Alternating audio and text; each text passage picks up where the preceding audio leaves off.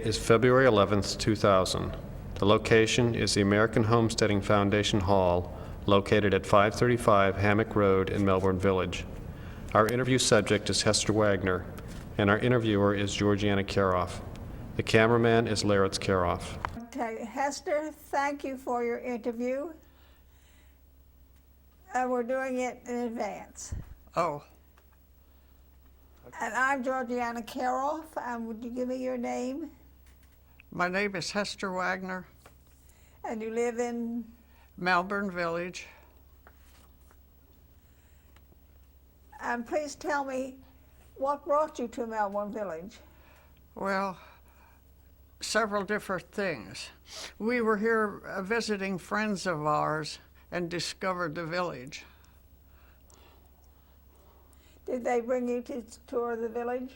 No, but we had been corresponding, and they kept telling us about the village and saying, you just love the village because it has all those trees and is so rural.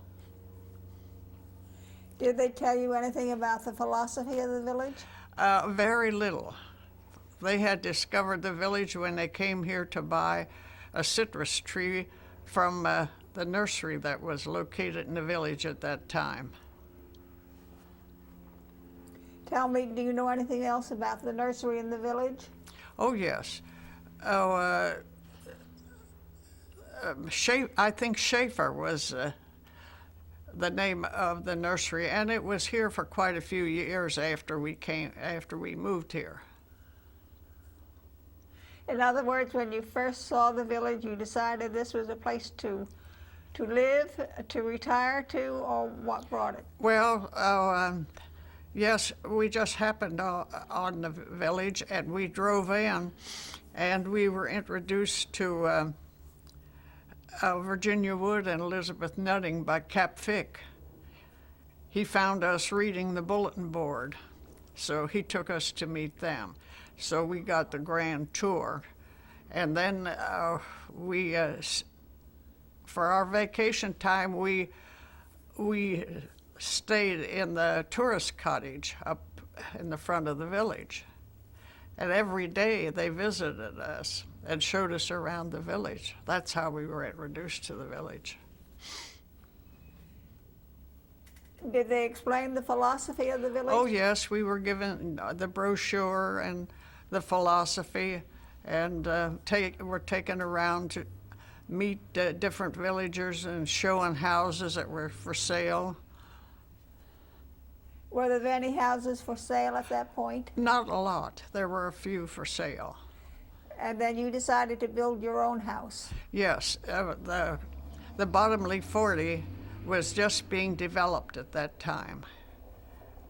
Would you explain the Bottomley 40 to the people who do not know the village? Well, the Bottomley 40 was the last acquisition of the foundation, and it is located to west of Dayton Boulevard, and it's 40 acres of land that was bought by the foundation and developed by them. This is land where Borsodi finally lived, isn't it? The Bottomley 40, where you were shown the land, is south of the canal. Explain the canal to us. The canal is the Crane Creek drainage. Is part of the Crane Creek drainage district, and it runs through the village. And how many houses were here at that time when you first saw it? I don't know the total of the houses, but there were no houses in the Bottomley 40. There were a few along Dayton Boulevard, which is part of the Bottomley 40, but there were no houses in the interior of the Bottomley 40. And did you decide to build the house yourself? Yes. And you had village people from Melbourne who you contracted to build the house? Bill Newcomb, who was a villager, handled the contract negotiations for us. He was in the real estate business at that time, wasn't he? Yes, and he advised us took us around to meet builders, and he negotiated with our contractor to build our house. Would you give me an approximate date? Yes, we own 2 lots, which is a home site, considered a home site. And we became village members in July of 1956. We came back in December of 56, and that's when we signed a contract to build our house. And we came back to live the end of January 1957. And was Jay working at that time? Well, that is one of the things, looking back, I don't know how we ever had the courage to do it. Both Jay and I quit our jobs the week before and came here and we needed a job, but there were jobs at the Cape. And we moved here the end of July, and Jay went to work on Valentine's Day on the Cape for Boeing. And he worked for Boeing for 27 years when he retired. Then you were both planning on working, or you were feeling like you retired? Well, after we got here, and he got the job up there, and there was so much to do around our lot, I became the yard boy and the painter and everything else. So I never had a job. Everything I did after we came here was on a volunteer basis. Well, now you're in the village. Tell me what you thought of Brevard County. Well, Brevard County was a little hard to describe because we seemed to be so far out in a rural area, and Melbourne was so different from what it is now. How was it different? Was it smaller? Well, for instance, the day we came here and drove out what they called the Kissimmee Highway at that time, there was so little, it was so rural. And we came out as far as the village entrance, and then later on, we drove out to the St. Johns River. And really, there was nothing there except cattle along the highway. These were all Platte cattle? I suppose so. We had no idea whose cattle they were at the time. And at Minton's Corner, there was a grocery store, and that was it. Minton's grocery store was there. When did you become familiar with the decentralist theory of Borsodi that brought the village here? Well, we were given all the information, the brochures and his books and everything to read. But we never met Ralph Borsodi. He left around the time that we came here to live. But I did meet his wife when she came back from, was it India? India. When she came back from India to close the house and go to India. I did meet her, but I never met Borsodi himself. And so you were never involved in Borsodi's theories? No, but I was involved with taking courses over at the university when This is the University of Melbourne. Yes, when Elizabeth's brother would come here in the summer and he would hold seminars there. And do you know the rest of the history of University of Melbourne? I do, yes. Can you tell us? Well, I know that the Board of Trustees or whatever the leadership's name was were mostly villagers, and that it was actually born in Melbourne Village. And then they've had the first buildings of the university were here in Melbourne Village, and then they moved over to what is now FIT. Yes, there was that one building there and that building is still there. That small building sets out by itself. And what was the purpose of the University of Melbourne? Well, originally it was Borsodi's idea, and I guess they had some trouble.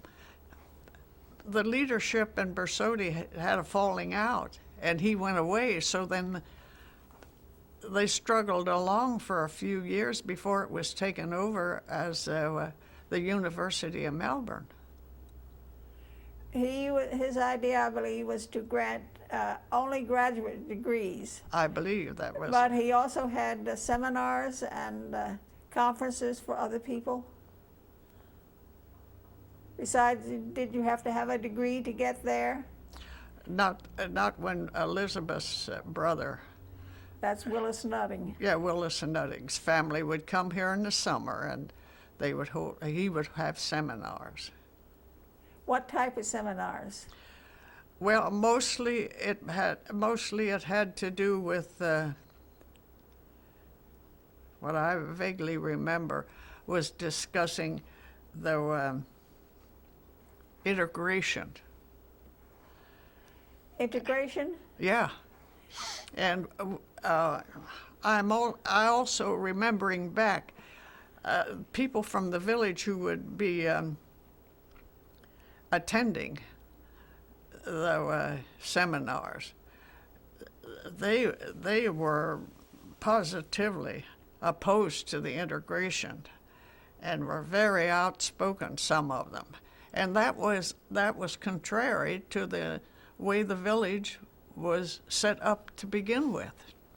Were there any black people who came to the meetings? No, mostly they were villagers attended the seminars. I didn't know that they opposed integration. Well, this was an individual thing, and I remember Willis Nutting, who came here from Miami. No, he came from Dayton, from that university that has the football team. What's the name of it? Well, they all have a football team. Yes, but this one had. Pause just for a moment. We're rolling here. And the people thought it was so funny that he had spent his best part of his life there teaching at a Catholic university when the Nutting family had a background of ministers. They had a long history of ministers and missionaries that were not Catholic. About how many people would come to these conferences? Oh, maybe a dozen, 15, 18, something like that. People would be in the classes. And when you were just settling in here, how did the village help you settle? Oh, the people were very friendly, especially Elizabeth. She would show up at my door every morning with little plants that she found for me to plant in my yard. And I planted everything she brought me, and later on I found out I was planting a lot of the wrong things. She just picked it up on her way in. Yeah.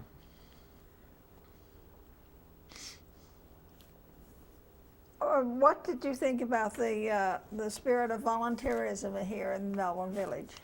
Well, I had never experienced anything quite like that. I was fascinated with the town meeting that they held. Practically every week they had a meeting or a luncheon or something going on over at the community house, and I was positively fascinated with the give and take of the discussions that went on in the meetings. Did they invite you to join any of the groups? Well, I was never invited to join the Betterment League. I was never approached. But the Betterment League was sort of the opposition, wasn't it? Yeah, I was invited to the Women's Guild and everything else, and to serve on committees. And what do you think of the whole theory of Melbourne Village? Well, I think it's very special. Can you give me a sense of contrast with Melbourne Village and the rest of Brevard County? And it has a special theories and beliefs and practices. Well, there's nothing else like it. There's nothing to compare it with, actually, as far as I can see. And the fact that it has survived seems like a miracle. But I do think that right now, after 50 years, the whole concept is stronger than it ever was. And I base that on the interviews that we have with new members, because they are looking for a special place to live. And there's no question about it. There's nowhere else that you're welcomed into a community and that you can become part of that community and participate the way you can in Melbourne Village. What do you think the people are looking for in an intentional community, since this is an intentional community? Well, first, everybody talks about the trees. And we, of course, are so protective of the trees, and they're a way of life for us. And when people say they have looked everywhere, and when they drive into the village, one of the couples that we interviewed not too long ago said they looked everywhere. And when they drove into the village and started driving around, they looked at each other and said, "This is a place. We have to find a place here." And they had found a place. Could you contrast this with the new developments in Brevard County? Do you think there's any chance why did an intentional community spring up here, and where Brevard County has changed so much? Oh, well, the only reason that it sprang up here was, you can go back to the founders, to Virginia and Elizabeth, and they had the original idea and held it together. But now it is the village and the AHF are on their own, and they're thriving. Do you think they are basing it on the ideas that were sponsored by Virginia and Elizabeth? Oh, I think so. Yeah, I think so. Do you think we have a future as the rest of the Brevard County moves around us and develops and changes? Only if we're strong enough to hang in there. Are we stating our case? Are we telling people enough about it as they come in? I hope we are. What do we have set up to tell them? Well, the first they are given all the necessary information by the AHF office, which does an excellent job. And then they meet with the membership committee, and I always think of the membership committee as putting our best foot forward and finding out whether these people really realize the importance of maintaining the village in its present state and not letting go, because the pressures from outside are terrific. That's what I was looking for. The pressures are from outside, and we have been standing firm against the pressures that are going on, are all around us all these years. And I think we are stronger now than we were 20 years ago in that area. Just by having to constantly fight off the outside world. Yeah. Do we regard ourselves as special people with a special creed, or are we people who are changed by our environment? Well, we come from so many different backgrounds that I can't say that we have a special creed. We have all brought something to the village. I have to say that when I started attending the Women's Guild, I learned so much from all those women that would be sitting around sewing and doing craft work and in discussions. And everybody brought something to the village and made a contribution, and we've built on that. The Women's Guild, now tell us a little bit more about the Women's Guild. If you didn't know what it was, how would you describe it? Well, the Women's Guild was functioning and very active when I came here. I understand that Cap Fick's wife, Kate, was instrumental in starting the Women's Guild. And the Women's Guild made such a contribution. And I have pointed that out just recently to various people. The newcomers do not realize how active the Women's Guild always was and what a contribution they've made. In the last few years, the Women's Guild was faltering terribly, but now I think they're picking up and becoming more active. And I point out to them how the contribution the Women's Guild made. They raised money. They bought all these tables that we set up for our special activities because the foundation did not have the financial security that they have now. They furnished the kitchen. They bought everything in the kitchen. And when something was needed, the Women's Guild got together and raised money. And it has been, what would you say, a cushion all these years, and hopefully it will become the same. Is there a comparative? There used to be a men's club, but that doesn't seem to flourish as much. The men's club, as far as I can see, there's no hope of ever reviving the men's club. Do you think it's because the whole time and ideas of what a gentleman's club is has changed? I think so. You see, any of these activities have to have leadership.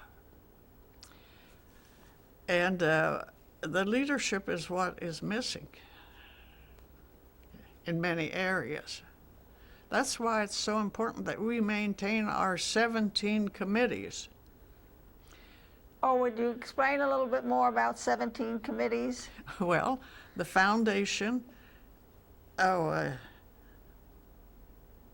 elects each year at our annual meeting the membership of 17 committees. They are all set up under the bylaws as to their function and activity.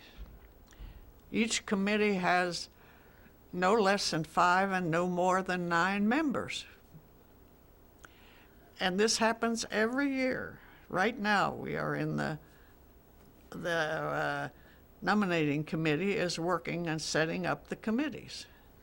And now who do they report back to? They report back to the Board of Trustees.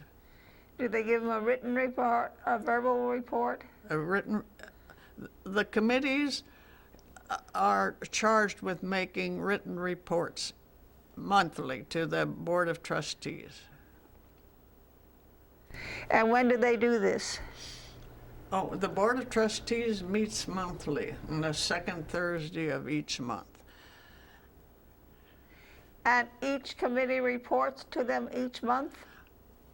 As I said, they're charged with making a report. Sometimes they do not make a report. But I do remember one board member who was very active,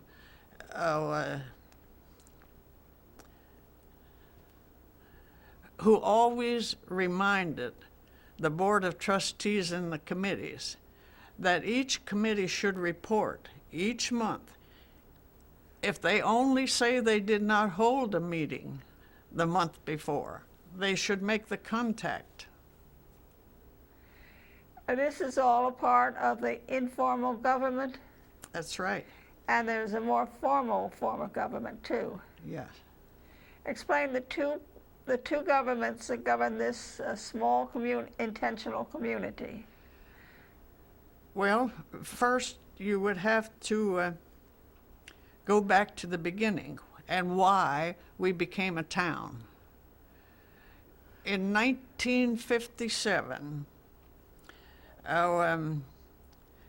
Melbourne was expanding, and West Melbourne, who at that time was not a town, and they were planning to become a town to keep the city of Melbourne from gobbling them up.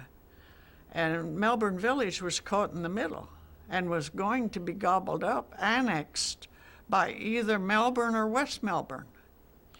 So the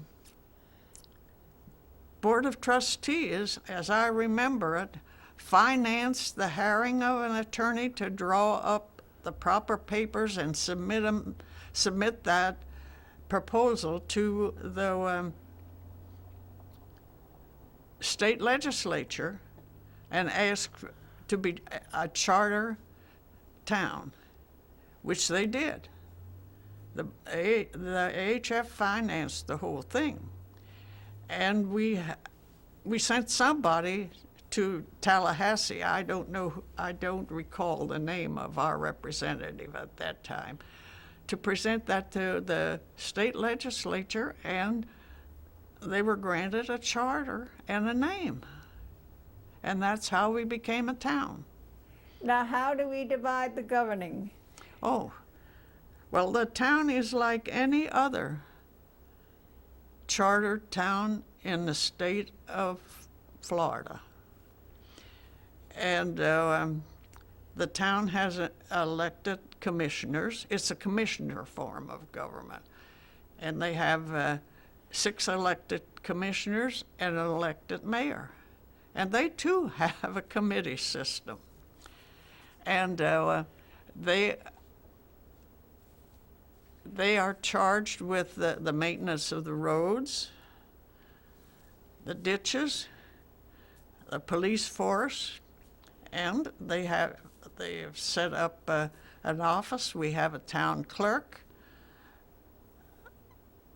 and the usual officers. Well, it seems like do you think that we are overburdened with government, with the AHF and the town, or do they divide their responsibility? I think they're entirely separate, and each one functions in its proper space. Could we define what space? In other words, the town handles such things as police, roads, fire, municipal government. Yes, and they also are a taxing unit. They levy a tax, an ad valorem tax.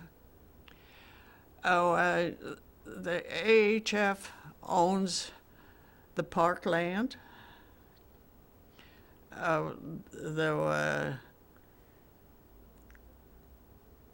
swimming pool, which is in parkland, and supervises and finances these things, and the new community hall. Well, that's one of the unique features of Melbourne Village is the amount of parkland. Would you tell us something about that Well, parkland? the AHF owns the town of Melbourne Village, the original land that the AHF owned is 360 acres. And of those 360 acres, 44 acres are parkland. 44 acres of the original 360. Yes.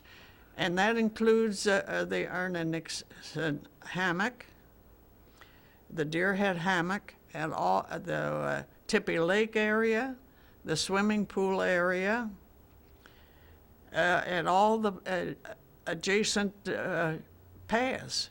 There are paths going through all the parkland that people can enjoy the parkland. What sort of recreation, or do they enjoy it as wild parkland? Well, the Erna Nixon Hammock has guided tours. The Deerhead Hammock holds the Easter service. There are a lot of weddings held in the Erna, or in the Deerhead Hammock, and many of the members of the villagers walk in the parklands all the time, and all that the maintenance of the parkland is done by a committee, the Parks and Paths Committee, which is a committee of the AHF. And the town has the responsibility for what? In protecting the parklands? The Parks and Paths do the paths and take the guided tours, but what role does the town have in it? Well, the only town responsibility that I can see to the parklands is the protection of the parklands by the police force. What sort of duties do the police take care of now? Have they taken care of in the past? Well, whether actually the police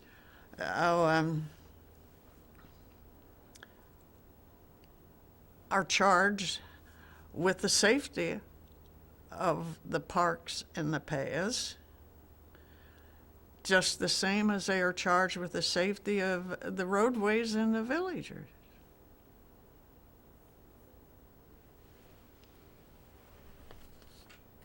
Hester, tell me something about the village players.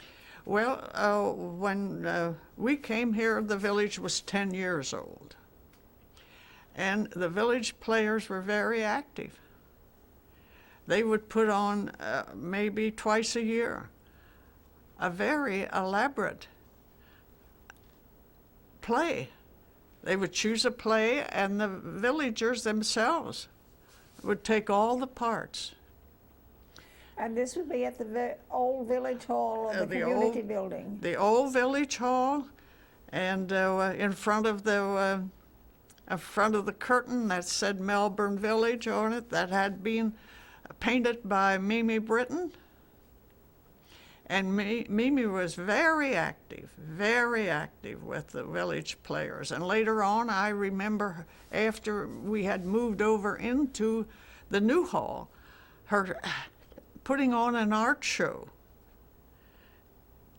All those things the AHF sponsored. We had art shows, and we had poetry readings, didn't we? And when people would take trips, they would bring back the pictures and show the pictures and describe their trips. And if you remember, when the group of villagers took the trip around the world? Oh, I remember.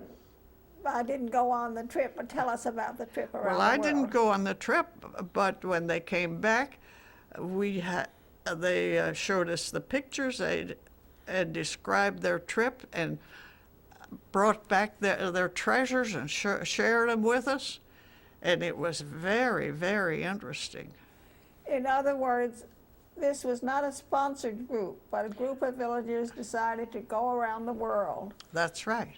And they brought back all these movies and snapshots and gave lectures. Silks from China, and the stops they made brought back the usual things that you'd get in the different countries. When they went to France, they brought back perfume and all that kind of stuff from France. And I think they went through the Mediterranean and down the Suez Canal, and I think that was the direction of their trip, if I remember correctly. It was fascinating. And about how many people went on this trip? Well, I think I can name the people that went on this trip. Why don't you? Virginia Elizabeth, Nina Davison. Who was an artist. Yes. The Fullers, and Ray Jones. The Ray Joneses. Ray and Ann Jones. There may have been others, but those are the ones I remember. Well, that's certainly something very different to have the whole town have a trip open for them around the world. Yeah. And come back and share it with everybody. What else do you think is unique about that group? You mean the group of people that went around the world? I mean the group of people that would sponsor going around the world. Oh. Well, they were all individuals and all very different, but they were also very active in the village, supportive of the foundation, and contributed so much time. One of the things that sets this village apart from other intentional communities, because there's a long history of intentional communities in the United States, particularly in California, but we never had any religion. That has been pointed out at various times, that it is believed that this is one of the reasons that the AHF in the village has survived, because we never had a named religion. People went to their own church and worshiped regardless. But we did have one big religious service, and that was Easter. Yes, we did have the Easter, and we still have the Easter dawn service, and that is Christian. We always have a minister from a Christian church. Well, naturally, Easter is a Christian holiday. And what happened to that beautiful altar that we had in the center of the Deerhead Hammock? You mean at the cross? No, the big flat altar. It wasn't a cross. The altar was finally destroyed by vandals. Yes, and then the cross was, I think, in memory of Virginia Wood's sister,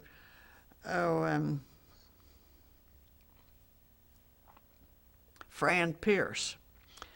But it too was vandalized so badly that nowadays it is taken down and stored in one of the storage rooms here and put back up for the Easter dawn service each year. We had a Christmas service too, didn't we? But not a church service, a Christmas celebration. Yes, we always had a Christmas celebration. Are we still holding these here in this intentional community? We still have the Christmas dinner each year. We still have the Easter dawn service. And we used to always have a Thanksgiving dinner. And it was started by the villagers who had no family here or no family to go to and would have been alone on Thanksgiving. So they got together and had Thanksgiving dinner together, and at one time I would say that we had maybe 100 people attending the Thanksgiving dinner. That has been discontinued, and that's unfortunate. Can you give me any reason? Is it just that people don't cook as much? Well, it was a great undertaking because we cooked our own turkeys and did all the cooking, you know. And now for the Christmas dinner, the turkeys and the ham are bought already cooked. People do not want to take on that kind of thing anymore. You think society itself has changed on women's lives? It has in that area. But I would like to say that Melbourne Village has great cooks, always has. And when we have a carry-in meal, the food is terrific because everybody brings their specialty. We have published cookbooks, haven't we, in the past? Oh, yes, we'd have. Tell me something about our Preservation Committee. Oh, the Historic Preservation Commission has been created by the Town of Melbourne Village Commission by official action. And it has 6 members. And the Historic Preservation Commission has published a cookbook within the last 5 years, and each year they have published a calendar. We have published calendars for the past 4 years, and that is a fundraiser for the restoration of the community house. Beyond the community house, what else does the Preservation Committee do? Well, excuse me for saying we, but it raises money wherever it can and keeps prodding the Town of Melbourne Village to get on with the restoration. Who puts up these nice signs that we have marking historic spots? Yes, and they have been responsible for initiating the markings of early residences and also parklands. And the signs are all handmade, very rustic, and are put up in various places suggested by the Historic Preservation Commission. Do we have special houses that we mark? Yes, we have. We have marked, especially, the first undertaking was the barracks that were moved in from the Banana River Naval Air Station when it disbanded. That is now Patrick. Yes. And tell me, were there other buildings moved in from Patrick or Banana River? Well, the original community house was moved in from Patrick. Any homes? Yes. I think there were 9 altogether. And are they still standing? Well, some of them have been, one in particular has been moved out intact, the whole building. Several of them have been demolished and new houses built on those lots, those home sites. Well, Hester, do you want to look into the future and tell me what do you see the changes that are developing now? Well, society has changed so much, but deep down, people are still looking for a nice, quite comfortable place to live. And Melbourne Village furnishes that. And it is all a matter of, it's a long struggle, and people have to be dedicated because that is the only way Melbourne Village can survive in its present form. And it would be a catastrophe if it was annexed by the surrounding. One town can't annex another, can they? Well, I'm not up on what the law is right now, but we are surrounded by, we're touched by the city of Melbourne, we're touched by West Melbourne, and the county. So, Question came up, what our population is in this community. it's, I understand that presently it's about 650. That's a lot. Last I heard it was 700 something. Well, That's pretty close. yeah, and there's not much chance of it getting much larger because there are so few lots. Do you think that we will annex anything else, or we have any ideas of expanding? Well, last year the foundation bought that land that north of us as a buffer. And I'm not sure just what the acreage is. I believe maybe it might be about 5 acres, but I'm not sure of that. When you say we bought it as a buffer, what will the buffer do? And is it just open land? Well, it was an area that was platted with very small lots. And I think they were bought up by people up north that never saw the lots. And they were finally picked up for their taxes. And those lots are actually in the county.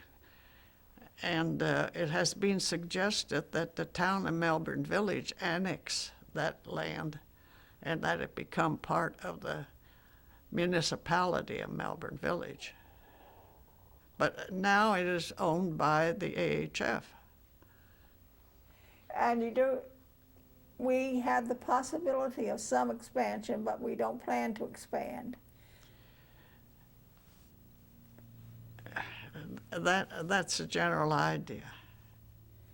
If we keep it as open land, The idea was that it become a buffer strip against the development north of us.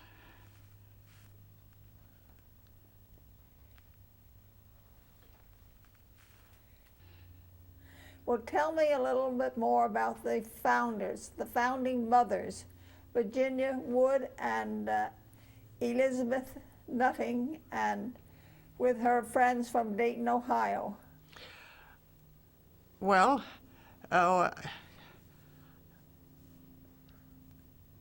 I've heard Virginia and Elizabeth talk about it all the time. Or at first when I came here, how they came here with the Mouses, Ashley and her husband, Pret Mouse and Ashley. They came here from Dayton, Ohio to look for land. And this was in 1946. So they made the pilgrimage down here from Dayton, Ohio, and to meet someone who was going to show them land in this area. So they came here, and the person that was going to show them land showed them what they had to offer. And they were so disappointed. Apparently it was out right along the St. Johns River, south of here. And they weren't happy with the land they were showing. So they went back to the hotel. And that night, they were talking to people in the hotel and met this man who had land for sale. And he said, I'll show you the land tomorrow. So they made a date with him to come and look at his land. And this was the first section, which was just north of the Crane Creek.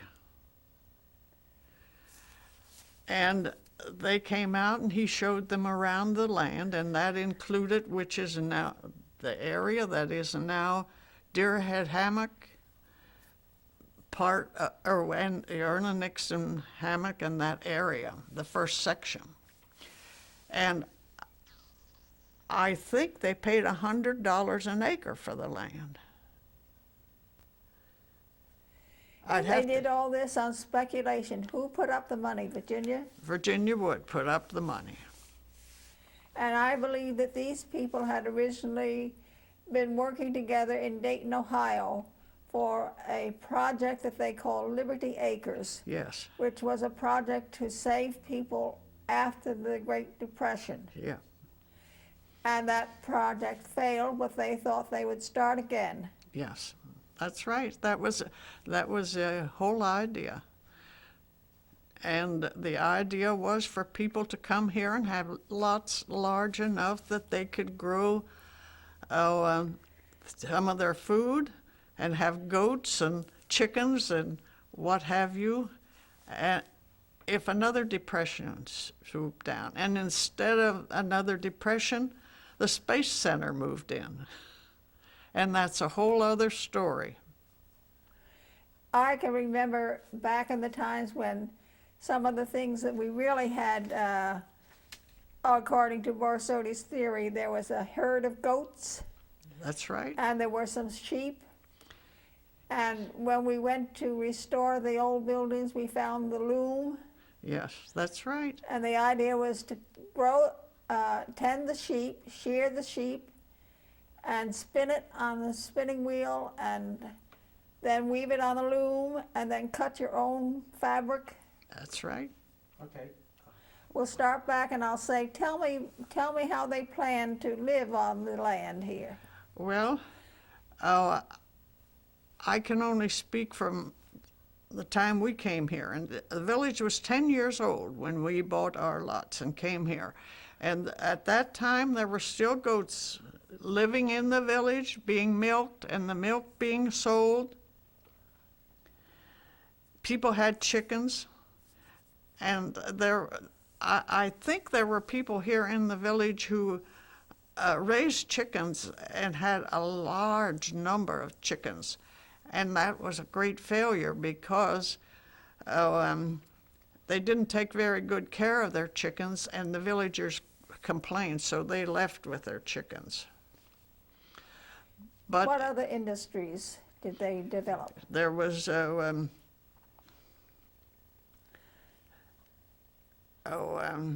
hydroponic gardens. Would you explain a hydroponic garden? Well, a hydroponic gardens is a soilless way of growing vegetables and plants, anything that grows. And they're grown in gravel and water and fed nutrients. Now, when we came here, the hydroponic gardens was still in operation. And I think they were raising they were doing carnations. Tomatoes and carnations, I think they were doing. And I believe they had a little industry of shipping the carnations north. They would, every so many days, they would meet the plane over at the Melbourne airport and ship them north. That's right. And besides that, what other home industries did they develop? Because that was part of the whole idea, to have a home industry. Yeah. Well, the other one that originated here was the printing of fabrics. And that started in the village hall, in the community house. But it got so large that they moved in town into that loft downtown. And that was an operation when we came here in '57, because I went there and bought fabric for my kitchen curtains.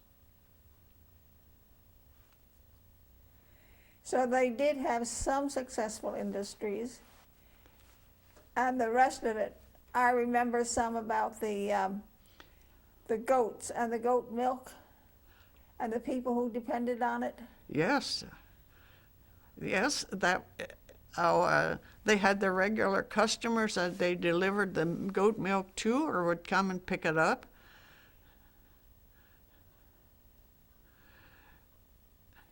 I believe only one big chicken ranch, Yeah, but that closed. that closed because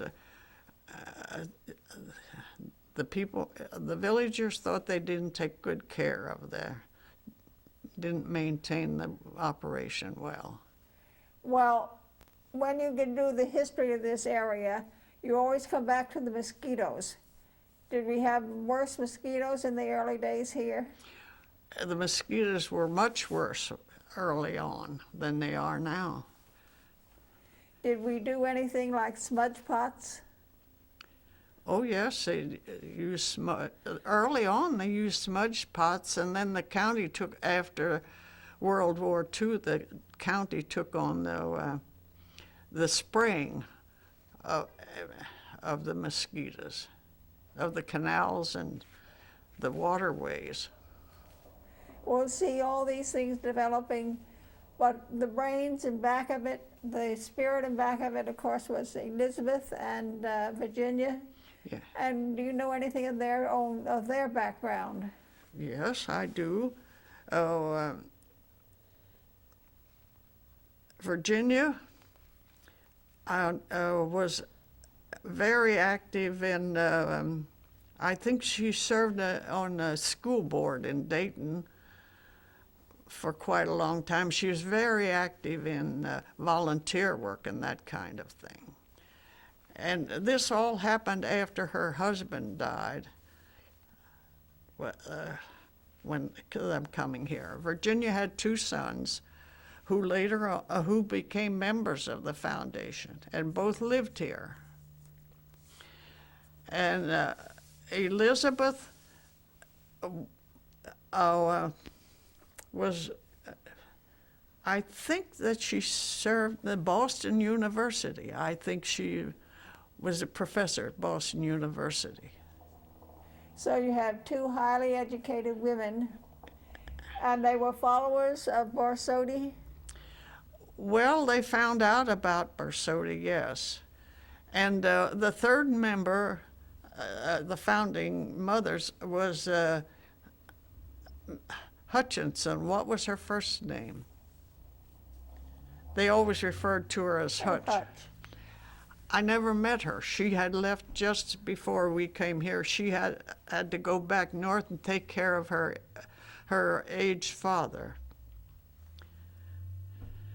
But those were the three that came here and really struggled and set up. Because you realize the land that they bought was rangeland. No roads,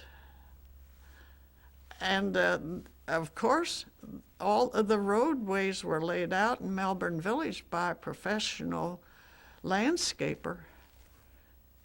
By the name of Louise Ordeon. Louise Ordeon came here, and I think she also was had a university job, didn't she? Akron. Yes, Anyhow, she came here, and she did the layout of the village. Tell me why this layout is different from other communities. Well, the reason the roads curve instead of going straight lines, many of them went around groups of trees that they wanted to save. Then they designed the whole village to save trees, not for lot land or convenience.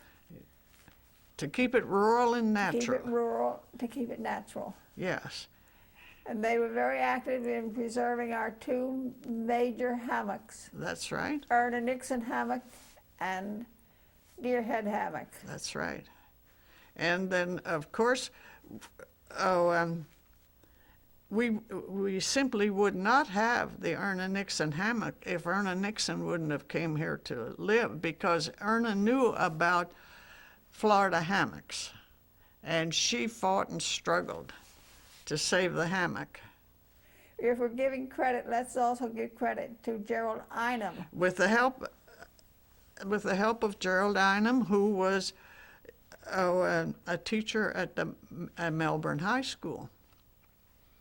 And our Erna Nixon hammock is part of the county Nixon hammock. Now, when I say it's part of the county Erna Nixon hammock, I mean it was one hammock that had a property line run through it, and by the struggle of individuals, the whole hammock was saved.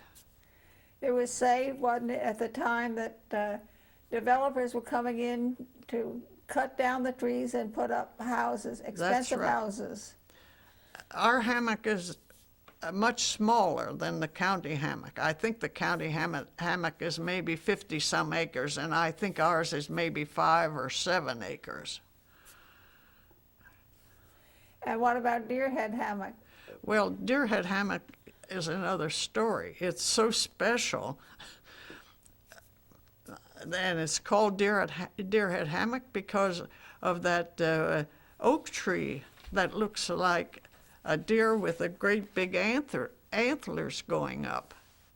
And it contains beautiful, beautiful, huge oak trees and also some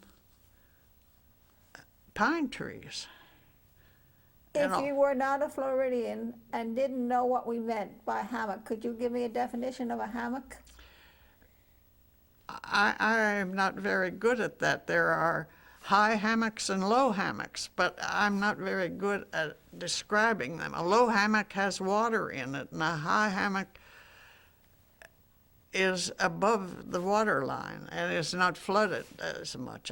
And what grows in a hammock? Is it woodland? Yes, yes, It's a general progression of certain woodlands. yes. Ours has oaks and pines, and I think we are gradually losing the pines. I think the oaks are crowding the pines out. How many years does it take to build a hammock? Do you have any idea? Oh, it goes back longer than anyone can remember. And is it unique to Florida? I believe it is. There could be some hammocks in the Georgia area. I don't know. So we have two unique woodlands here in Melbourne Village that we are preserving. That's right, and they're Do we priceless. open it to the public? It is dedicated as parkland to the residents of Melbourne Village. It is not a public park. And we pay taxes on it. For that reason, the foundation pays taxes on our parkland because it has not been open to the general public, just it's dedicated to the residents, but it is not restricted to the residents.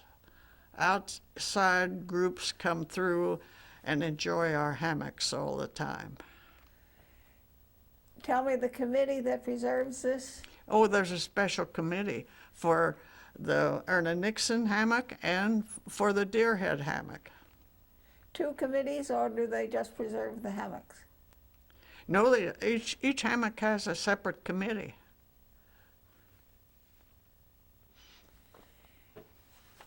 Well, what else makes the village very special besides the hammocks? We provide recreation for the children by way of our own pool. Oh, yes, the pool is open to the residents of Melbourne Village. You pay a fee to help support the pool, and in the summertime, the foundation hires a lifeguard, and they give swimming lessons to the children. And the foundation also sponsors a recreation program every summer for the children. They have workshops, and I think they go on trips. And there's a committee that handles all that. No one is paid This is all volunteer work, and that's what makes the village so special. Do you think that we have a chance of surviving into the next, we're in the next century, but how are we doing? Well, We're being pushed. yeah, you're right. We've survived for 50 years. I hope we will survive another 50, but the pressures get greater all the time. Are these industrial pressures or housing developments or all of it? It's people pressure. As more people come in, they require more services and more roads and more housing, and they pollute the air and the atmosphere. As a longtime resident, how many years have you lived here? Just under 50 years? 43. 43 years. Do you think what has it added to your quality of life? Oh, significantly. I feel I was so lucky to have discovered this place and come here and spend the last 40 years of my life here. And, the relationships and the contacts I've made with other villagers, I have learned so much, and it really, it has. Have you felt that the village people help each other? I think so. And if you need help, all you need to do is let people know that you need help, and they are ready and willing to help you. And then the other thing is, if you need a service of any kind, something, if the foundation is doing some work or something, you can always find that talent and that service in a villager. We have such a cross section of people that are knowledgeable in so many areas. How do you think that the people find the village? We don't recruit. We don't recruit by word of mouth. Is it friends and organizations and kinfolk? I think so.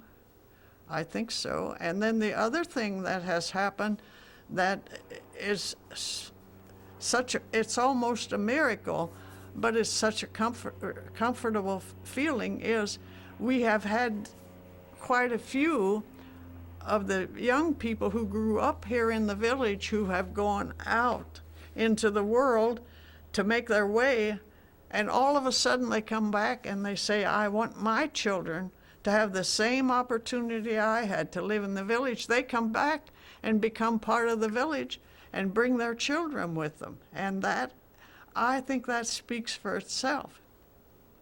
And Are we still just self-contained, or do they start any other communities like this?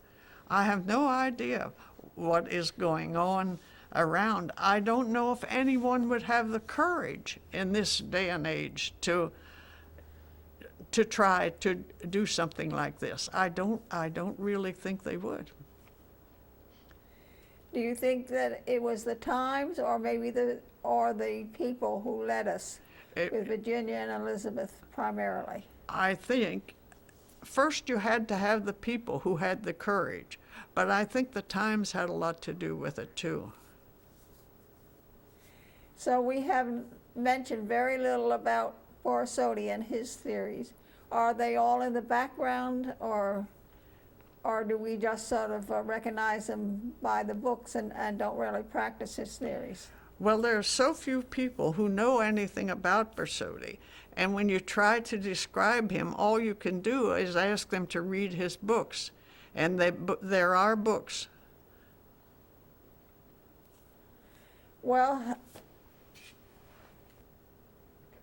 Tell me about the wildlife here in the village. Is it the same as when you came, or has it diminished? Well, when the original villagers came here, I think we mentioned earlier, this was ranch land. And after they laid it out into lots and people lived here, they had to build fences to keep the cattle out. But there was such assortment there were so many birds and so many animals living here. And naturally, when people come in, they crowd out the animal life. The turtles, the birds, and I understand there are people just in the last few years that say that they have seen,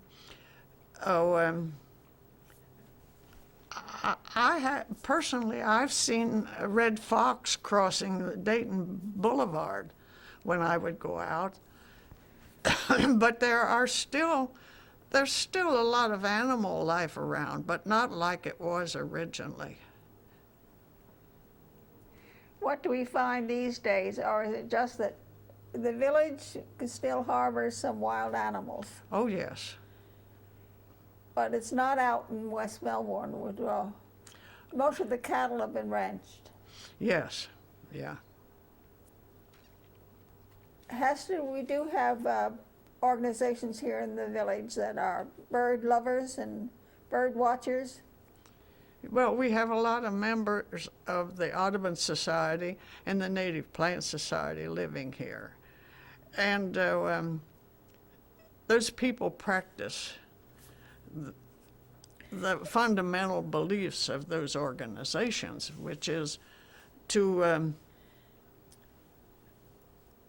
plant only natives to maintain their lots, their home sites, and also Melbourne Village was early on was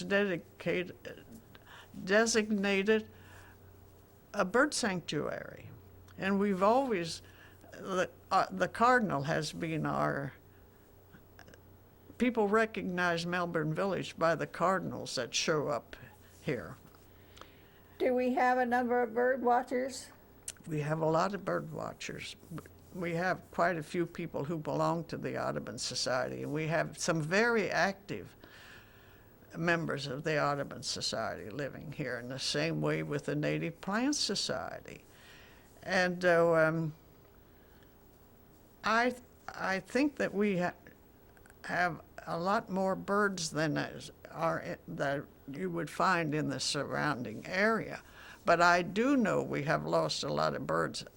Early on when we lived here, we had meadowlarks in our backyard. We never see a meadowlark anymore. And Towhee Drive was named Towhee Drive because there were towhees there. There were towhees there after we lived here. I never see a towhee anymore. But I have seen them in Erna Nixon Park just the last year or so. So it is a sanctuary for the birds and the wildlife, and most villagers treat them with respect. Now, there are exceptions, but most villagers treat the wildlife with respect. Tell me more about the Native Plant Society. How do they decide who does the instructing and introduce you to our native plants? Is it? Well, the Native Plant Society is a state organization, and we have an active group in this area.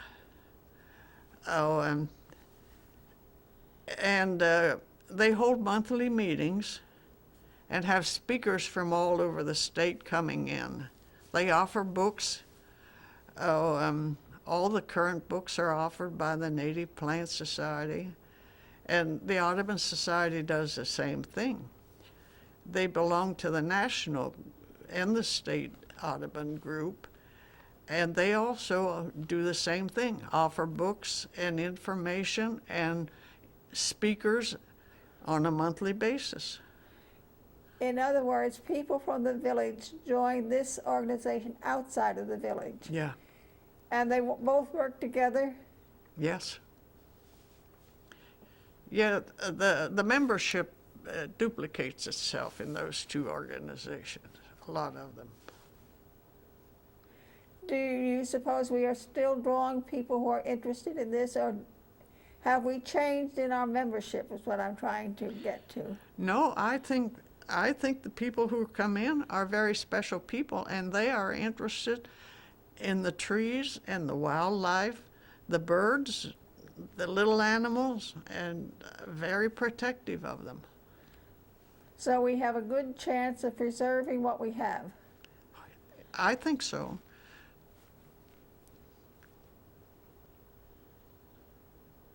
Went back.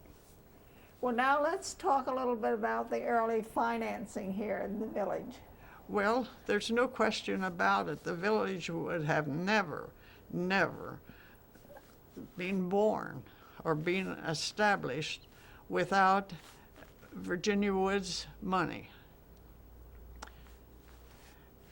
That's her personal financing. That's right. She happened to be in a position of being able. But you have to realize that they bought the 60 acres of land for $100 an acre and laid it out in lots and sold the lots for $250 apiece.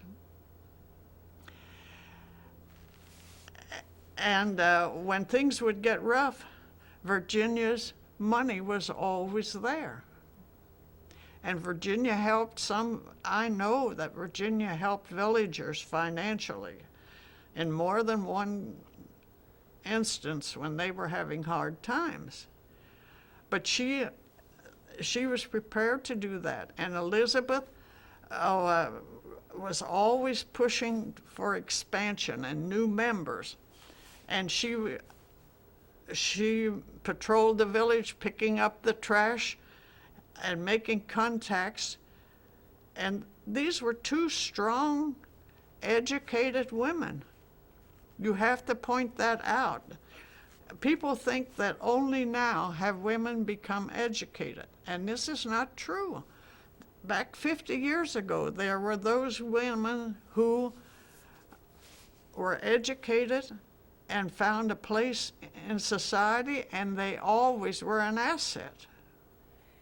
Virginia came here in her middle years, didn't she? That's right. As a widow. Yes. And she had money from both sides of her family. She inherited money, and her husband apparently was a high-ranking military man. I think he was a general, wasn't he? He was a general, but when she married him right after college, and at that time he had already left. This was after World War I.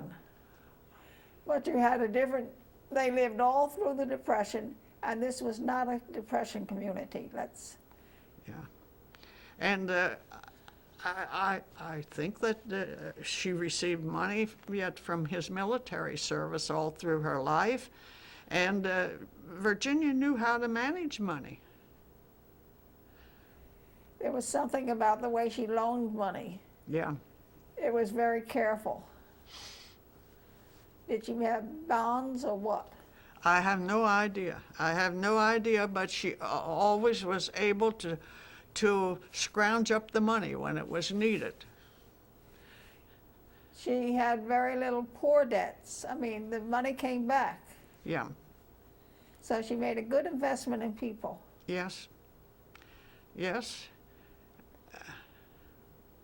And you think, in back of all of this, besides her education and the strong women, we really haven't gone too much into Borsodi's theories that sort of sparked Virginia and Elizabeth, Yeah, particularly Elizabeth. I think Elizabeth would lean more toward Borsodi's theories than Virginia did. I believe Ralph Borsodi thought that we didn't have to have a depression if people had enough land to grow their own food and a way of growing their own, making their own clothes and doing all their own work. How much of that rubbed off here in the village? How many people had garden plots and grew their own food? Well, I think the villagers are a resourceful lot. I think when the chips are down and they would band together, even today, I think the villagers are a resourceful lot. You just get in a conversation with people, and they all have hobbies and things that do come up as surprises to me. We're here together because we work together. That's right. How well did you know Elizabeth Nutting? We credit everything to Virginia, but where was Elizabeth in this? Oh, I knew Elizabeth very well. Elizabeth worked mightily to maintain and sustain the village. Was it her theories or her religious background? Well, I believe she had a good, strong religious background, but she never flaunted it. She never tried to influence anybody as far as religion was concerned. And this was one of the important reasons I think that the village has survived. We have a cross-section of religions represented in our membership. We are primarily a Christian organization, though. But we have others. Do you remember our main Reverend Reese, who used to speak? He was a Yes. Swedenborgian, which is, I don't want to go into the theories of it, but so there are very varied religions showing up here. I never quite understood that. But we have had Jewish families and very good villagers, got along fine with the Christian people, and the religion was never mentioned. You think probably we all got along because religion was not stressed. That's right. And each person respected the other person's religious beliefs. And they could go out to the rest of the county. Yeah. And that's still true. I know many villagers helped in the founding of one local church. That was a Unitarian. That's right. Ashley, Miles, and Larkin. Miles and Larkin were the primarily ones from the village who went out. And they sort of, well, I don't want to. Yes, that's right. Quite a few villagers belong to the church. Gladys Hanson was a member. And,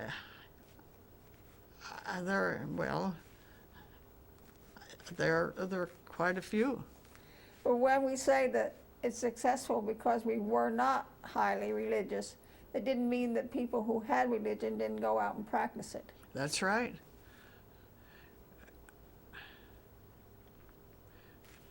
Now, do you remember when the one split did development and they called themselves the Betterment League? Can you tell us anything about them? Well, first I have to say I was never asked to join them because I had a feeling that they thought I wouldn't make a good member. And they were active for a few years, and the thing that always mystified me was that the foundation tolerated them the way they did. Each time they had the foundation had a meeting, they made a report. And their reports were always so negative, or at least I thought so. The Betterment League made a report. The Betterment League made a report to the foundation. And the people that belonged to the Betterment League were all members of the foundation. And their conception, as far as I could see it, was that they felt they were making a contribution by their criticisms to the AHF. And how did we survive it? It just, I think that they disbanded and made a report, and they said they had accomplished all that they thought they were able to accomplish, so they were disbanding. I think that was their final report. And they made these reports to the AHF? Yes, Written reports? written reports. So that in most intentional communities, a second group develops and splits the community, and at that point the community disintegrates. But we didn't. Why do you suppose we didn't? I think the fact that the AHF tolerated them speaks for itself. So maybe criticism sometimes is helpful. I think we have to think on that one. We accept the criticism. Did we change anything with their criticisms? I don't know. I cannot, like I say, I was never an insider there. Do you suppose it was just a second group of strong people? It was. And they were, after they disbanded, quite a few of them became officers and very active in the foundation. And some of them were active while they were members of the Betterment League. They were members of the foundation, but you would think that they would go off and wouldn't make a contribution, but they were active in some of the things that were going on in the foundation. That's the way I viewed it. That's a very unique and different pattern from other intentional communities. That's right. The opposition group was absorbed. That's right. And I think that was quite a high watermark. The actual, the development of the opposition and the acceptance of was a high watermark of the village. Yeah, that's the way I see it. I could be so wrong, but It's an interesting development, that's for sure. yeah. Well, let's finish up with what developed with the so-called split in the village. And tell us what you just said about the people who helped you and how the village factions developed and what they did next. How was this battle carried on, since it was an argument? Well, as I stated before, I was never part of the opposition. I was never asked to be part of the opposition. I knew what was going on, pretty much. And ever since all the years that I've lived here, I have participated actively in the operation of the foundation. I've worked on committees, I've served in the board of trustees, I've served as president of the foundation. And when I thought I was burned out, I no longer served on the board. But I've always followed the board of trustees. How the split healed itself over the years. That makes it a rather unique feature to intentional communities. Yeah. That a split developed that really divided the town into two factions, primarily two factions led by very strong, intelligent people. And they weren't people who were trying to take over too much. They wanted the town to function the way they thought it should function. You have to say that I think some of the opposition stemmed from the fact that Virginia Wood and Elizabeth Nutting were women. I think that was the root of the whole thing. And then furthermore, you have to go back to the time and the place. Money was not as plentiful then as it is now. And there was certain resentment about Virginia Wood's financial situation. And Elizabeth Nutting, who had had so much experience being a college professor and in the outside world, people resented that also. And I think that is where the split originated from.